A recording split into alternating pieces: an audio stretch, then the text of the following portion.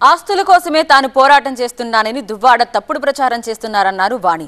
అందరం కలిసిందామని నేనంటుంటే దువ్వాడ మాత్రం wrong thinking లో ఉన్నారని చెప్పారు వాణి.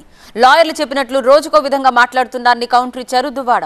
ఒకవైపు కోర్టులో కేసులేస్తూ మరోవైపు కలిసి ఉండాలంటే ఎలా అని ప్రశ్నిస్తున్నారు. ఆస్తుల కోసం అడగండి. నేనైతే ఆస్తులు ముందు నుండి మీరు నా సబ్జెక్ట్ అర్థం చేసుకుంటున్నారో లేదో నాకు తెలియదు.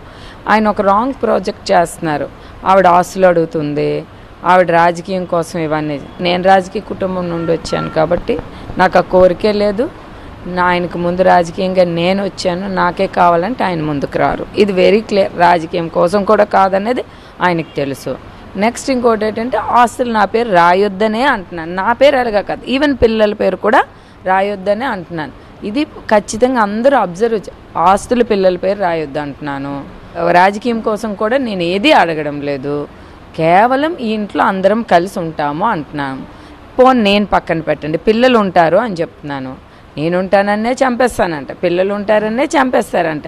అంటే మరి దానికి ఏం చెప్తాం మనం? అట్లాంటి మాటలు, మాకు సంబంధం లేని మాటలు, మాకు పూర్తిగా విరుద్ధమైన మాట్లాడుతుంటే దానికి మనం ఏం చెప్పలేం. కేవలం ఇదంతా ఒక రాంగ్ థింకింగ్తో ఆయన ఉన్నారు. స్వరం మార్చి మాట్లాడుతుందని చెప్పాను. కారణం ఏంటంటే వాళ్ళ లాయర్ చెప్పాడంట, మీరు గడికి ఒక స్టేట్మెంట్ ఇస్తున్నారు. ఫస్ట్ రోజు వచ్చి పిల్లలు వస్తే నాన్న తలుపు తీయలేదు, పిల్లలే అక్కడికి వెళ్ళారు తప్ప నాకు సంబంధం లేదన్నారు. రెండో రోజు మీరు వచ్చి గుణపాలతో పొడి చేసి ఇంటి మీద దాడి చేశారు. మూడో రోజు వచ్చి టెక్కలు విడిచిపెట్టేయాలి, మూడో రోజు అన్నారు. నాలుగో రోజు ఎమ్మెల్సీ రాజీనామా చేయాలని అన్నారు. 7-8 రోజులైనప్పటికీ ఈ ఇల్లే నాకు కావాలి అని అంటున్నారు.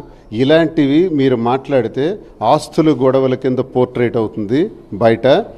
మీరు ఎమోషనల్గా వచ్చి ఆస్తుల కోసమే ఈరోజు వచ్చారు, ఇమోషనల్గా రాలేదన్నది ప్రజలు అనుకుంటున్నారు, తిడుతున్నారు మీకు అందరూ.